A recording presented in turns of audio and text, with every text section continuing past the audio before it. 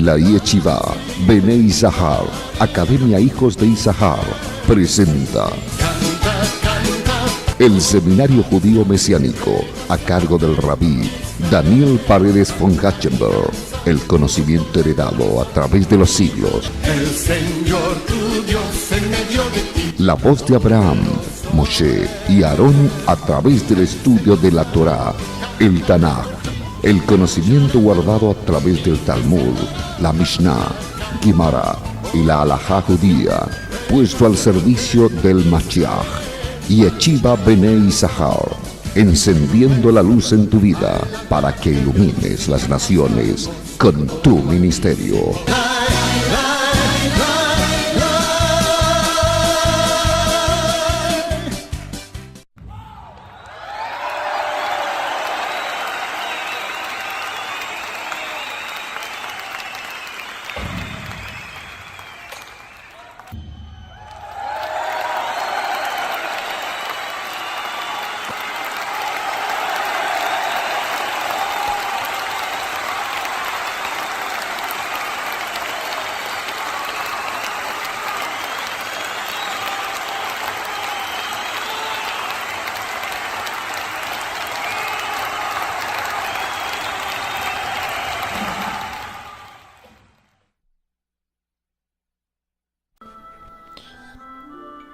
Comenzamos el estudio de la Parashá Vayetze. Esta Parashá tiene algunas particularidades y vamos a examinarlas. Para comenzar, digamos que estamos ubicados en el libro del Éxodo, de Génesis, Bereshit, Sefer Bereshit, libro del Génesis, capítulo 28, versículo 10 hasta el capítulo 31, versículo 43. Así habremos de terminar la última lectura, que nos llevará hasta el capítulo 32, versículo 2. Capítulo 28, versículo 10, hasta el capítulo 32, versículo 2. Veamos entonces los relatos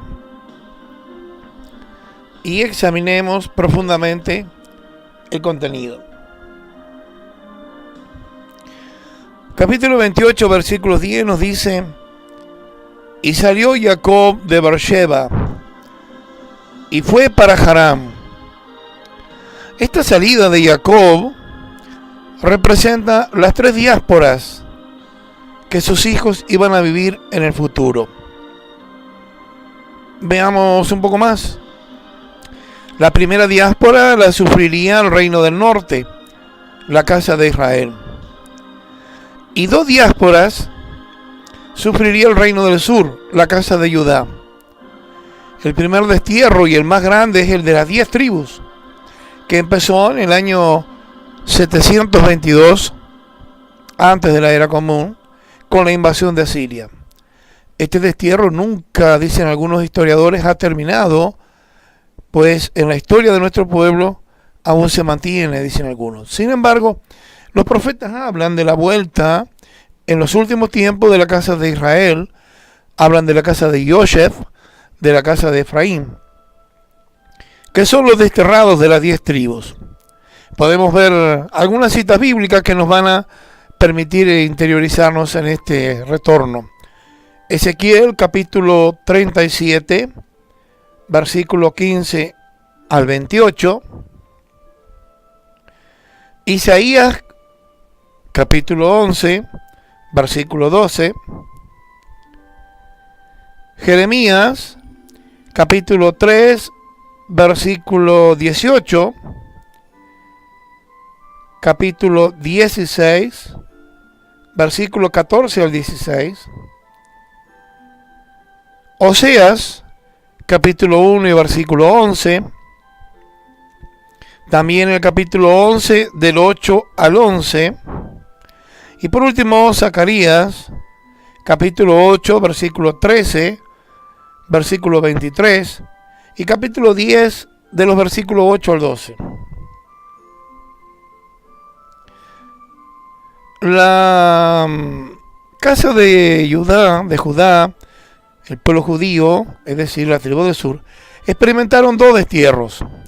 El de Babilonia, que duró 70 años, allá entre los años 606 y 537, si se cuenta desde la primera de las tres deportaciones hasta la primera vuelta del pueblo, o entre los años 586 al 516, si se cuenta desde la destrucción del primer templo hasta la restauración del culto. El segundo destierro empezó en el año 70 de la era común, si se cuenta desde la destrucción del segundo templo, y como todavía no se ha reiniciado el servicio en el tercer templo, muchos historiadores dicen que este destierro aún no ha terminado. Ahora, es de ver que allá en Pentecostés, en la fiesta de Shavuot, estaban los de Mesopotamia, los de Meda, Persia y los de Mesopotamia. Es decir, que las tribus estaban allí, las tribus del norte estaban todavía allí presentes. Si se hace un cálculo desde la destrucción de Jerusalén, en el año 135, después de la derrota de Bar Kokhba, hasta su reconquista por el pueblo hebreo, en el año 1967, hubo 1832 años de destierro. Es bueno tener en cuenta que han habido judíos viviendo en la tierra de Israel durante toda la historia, desde la conquista en los tiempos de Yoshua. Es decir, en los tiempos de Josué. Nuestro padre Jacob estaría fuera de su tierra 20 años, los cuales proféticamente se toma y se dice que corresponden a 2000 años de destierro. ¿Implicaría esto que el tercer templo será reconstruido en el año 2070? ¿O hay que contar los 2000 años desde la profecía del Mesías? Leamos en Lucas capítulo 19, los versículos 41 al 44. 41 al 44. Allí nos dice: cuando se acercó, al ver la ciudad, lloró sobre ella diciendo: si tú también hubieras sabido en este día lo que conduce a la paz. Pero ahora está oculto a tus ojos, porque sobre ti vendrán días cuando tus enemigos echarán terraplén delante de ti, te sitiarán y te acosarán por todas partes, y te derribarán a tierra y a tus hijos dentro de ti, y no dejarán en ti piedra sobre piedra, porque no conociste el tiempo de tu visitación.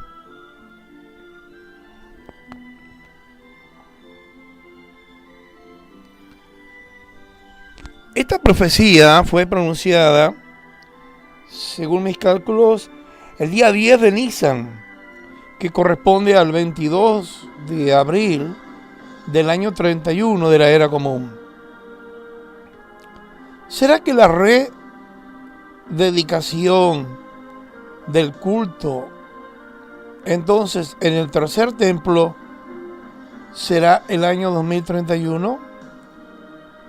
Deberemos esperar, porque seguramente el tiempo nos dará las debidas respuestas. Veamos el versículo 11 del capítulo 28. Génesis 28, versículo 11. Y se encontró con el lugar y pasó la noche allí, porque el sol se había puesto. Tomó una de las piedras del lugar, la puso de cabecera y se acostó en aquel lugar. Los maestros han interpretado la palabra Ba-Shifra, que significa y se topó,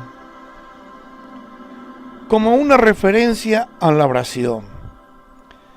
En el sentido simple, el texto dice que Jacob se topó con ese lugar. Pero como la palabra usada también implica hacer contacto directo e intenso con algo, se puede entender que Jacob también oró en ese lugar. La palabra hebrea que ha sido traducida como lugar es una palabra que se ha tomado como nombre de Dios también, y es decir, es Macom. Cabalísticamente se la ha utilizado y hemos hablado acerca de esto ya al inicio de uno de nuestros primeros programas sobre Bereshit. La palabra se repite hasta 6 veces en este contexto. Y como aparece en Génesis, capítulo 22, versículo 3 al 4, aparece como una referencia a Moriah. No faltan rabinos que dicen que Jacob estaba durmiendo en el lugar donde iba a ser construido el futuro templo. La palabra Macom, también hemos dicho, se usa como referencia al omnipresente. Es decir, el mundo no tiene lugar para Dios. Dios es el lugar del mundo. Hay un principio que nos dice así: Él es el lugar del universo. El universo no tiene lugar para Él. Nos decía el rabino Saulo de Tarso que la divinidad no mora en templos hechos por manos del hombre. Esto quiere decir que Él, Baruch Hashem, es el que contiene el universo. Pero el universo no puede contenerlo a Él. Por eso se puede traducir el texto hebreo como: y tuvo un encuentro con el omnipresente. Capítulo 28, versículo 12, Génesis. Y tuvo un sueño, y he aquí, había una escalera apoyada en la tierra, cuyo extremo superior llegaba hasta el cielo. Y he aquí los ángeles de Elohim subían y bajaban por ella.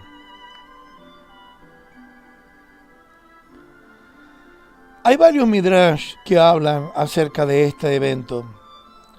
Uno dice que eran los ángeles de los 4 imperios futuros que iban subiendo por la escalera para luego caer y así perder su poder sobre el pueblo judío.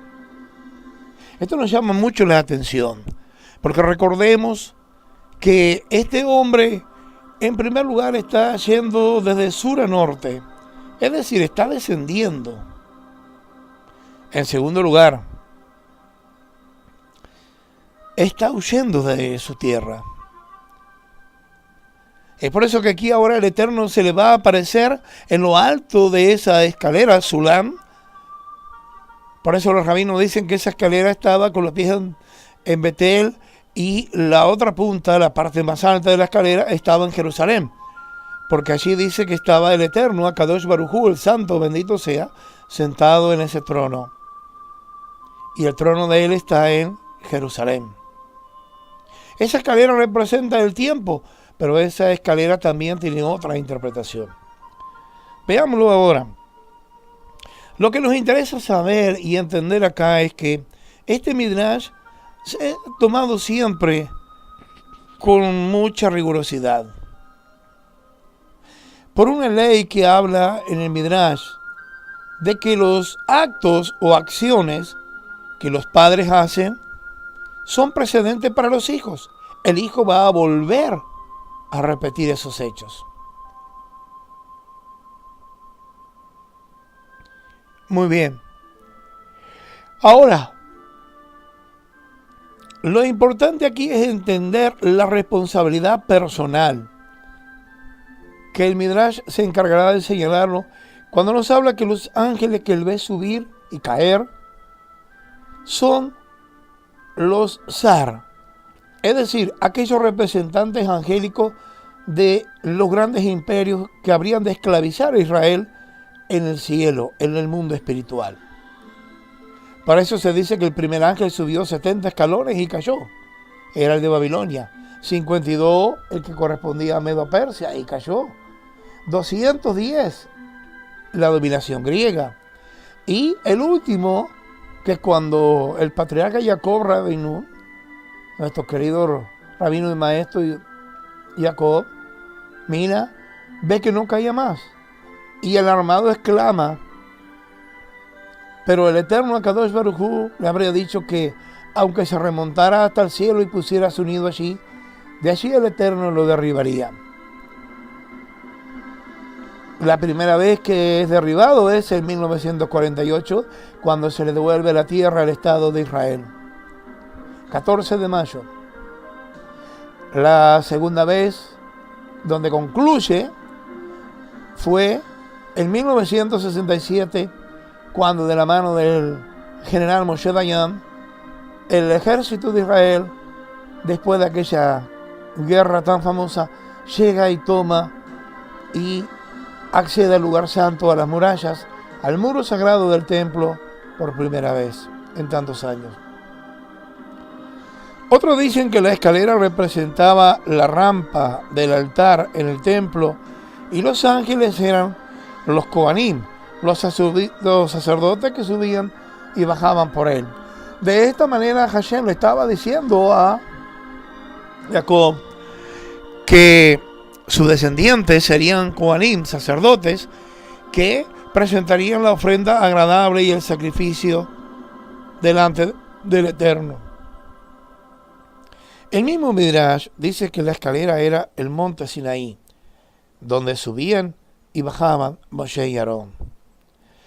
Rashi nos dice, basado en un Midrash, que los ángeles que subían al cielo eran los de la tierra de Israel,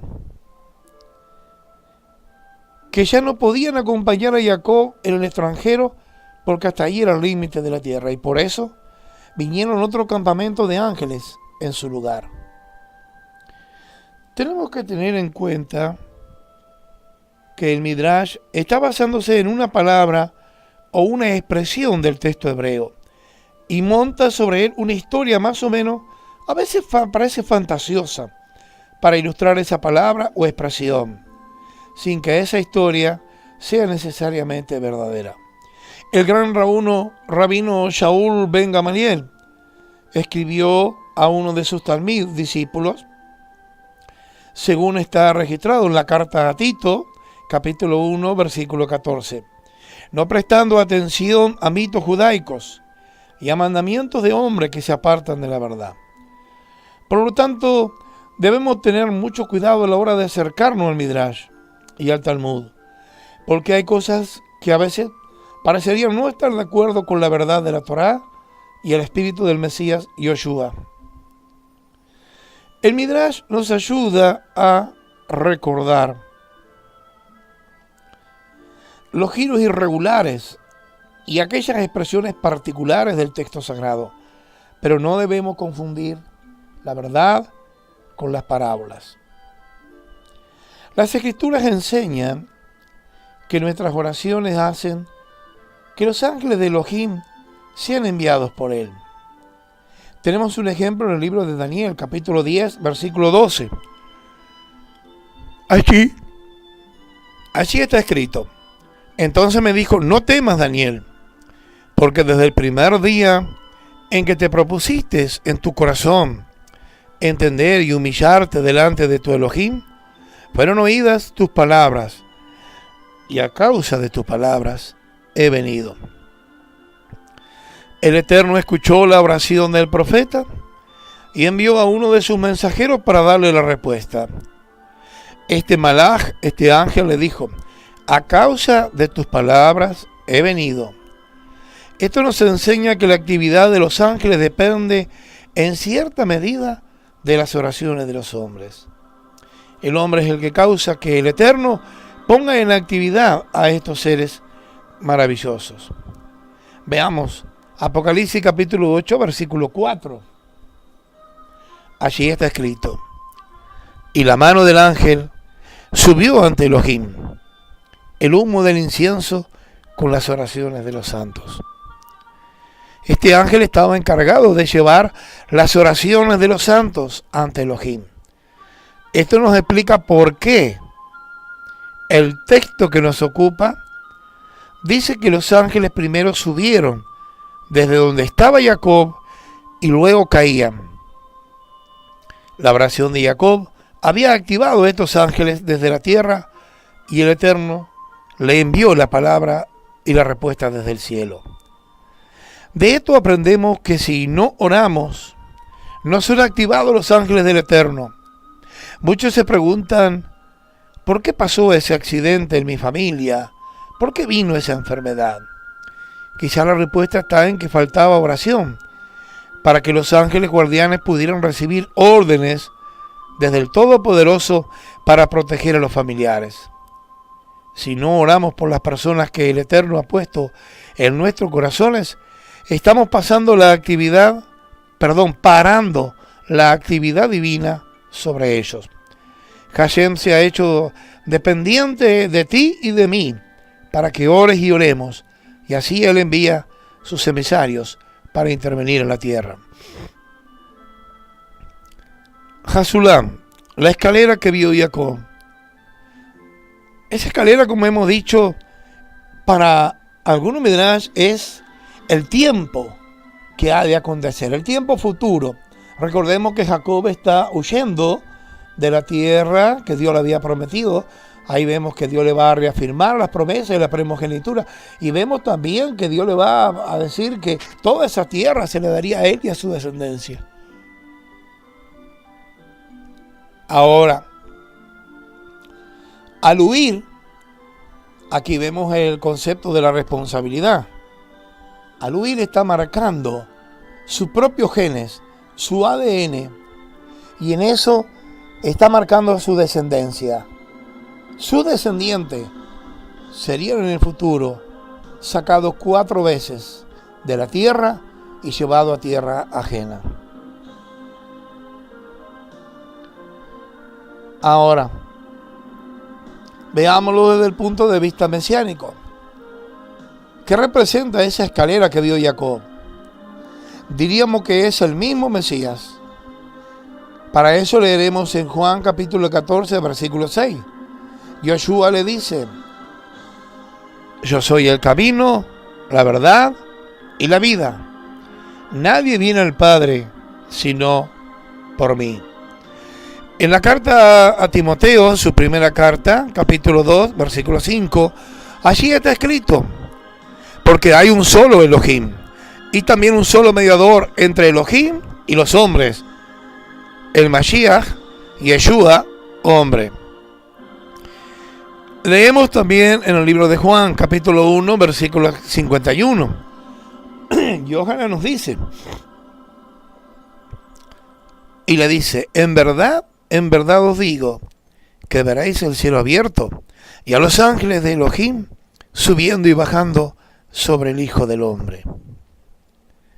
Esto muestra que el Mesías es la escalera que vio Jacob. Por medio de él tenemos acceso al Padre. Y por medio de él nuestras oraciones llegan al cielo, como está escrito en Juan capítulo 16, versículos 24 y 26. Hasta ahora nada habéis pedido en mi nombre. Pedid y recibiréis, para que vuestro gozo sea completo. En ese día pediréis en mi nombre, y no que yo rogaré al Padre por vosotros. En Romanos capítulo 16, versículo 27, dice: al único y sabio Elohim, por medio de Yoshua el Mesías, sea la gloria para siempre. Amén. Una escalera tiene varios peldaños. Esto nos enseña que el camino entre la tierra y el cielo tiene varios niveles. En las Escrituras podemos encontrar muchos ejemplos de estos diferentes niveles. Por ejemplo, un nivel. Isaías 62, versículo 10, dice: pasad por las puertas. En el Salmo 84, versículo 7, dice: van de poder en poder. La traducción más correcta sería: van de muro en muro, saltando de muro en muro. como si esos muros fueran una barrera infranqueable sobre la que vamos pasando. Ezequiel 47, versículo 1 al 5, habla de 4 niveles de profundidad en aquellas aguas que salían del templo. También lo podemos ver en Juan capítulo 1, 16. 1, 16. Dice gracia sobre gracia. Ahí encontramos otro nivel. Romanos capítulo 1, verso 17. Nos dice fe para fe. O por fe para fe. Segunda de Corintios, también 3, capítulo 18, nos dice de gloria en gloria. En el versículo 17 se habla de la casa de Elohim y la puerta al cielo en relación con esta escalera. Entonces, convengamos que tenemos 3 cosas: la escalera, la casa y la puerta. La casa de Elohim que está en el cielo es proyectada en el Mishkan, aquel tabernáculo, y los templos, el Beit HaMikdash, que estaban en la tierra. Allí encontramos 3 niveles de santidad. Uno es el atrio, otro es el lugar santo, y el otro el Kodesh HaKodashim, el lugar santísimo. Cada nivel tiene una puerta de entrada. Esos 3 niveles son reflejados en las manifestaciones espirituales para los que están en el ministerio de Melquisedec por medio de la resurrección del Mesías Yoshua HaNazaré. En 1 de Corintios, capítulo 12 al 14, hay una enseñanza mucho más extensa sobre el tema. Solo voy a mencionar que según las divisiones en el texto griego, hay 3 grupos en las 9 manifestaciones espirituales. Leamos 1 de Corintios capítulo 12, del 8 al 10. Según está escrito: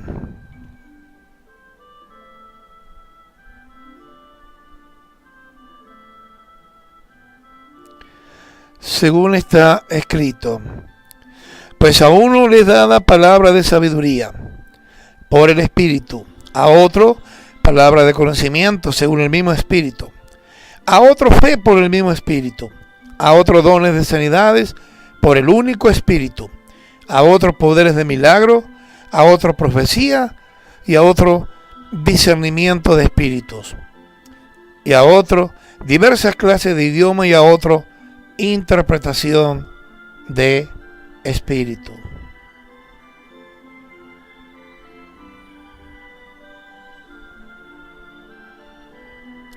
Bien, continuaremos la segunda parte de este programa.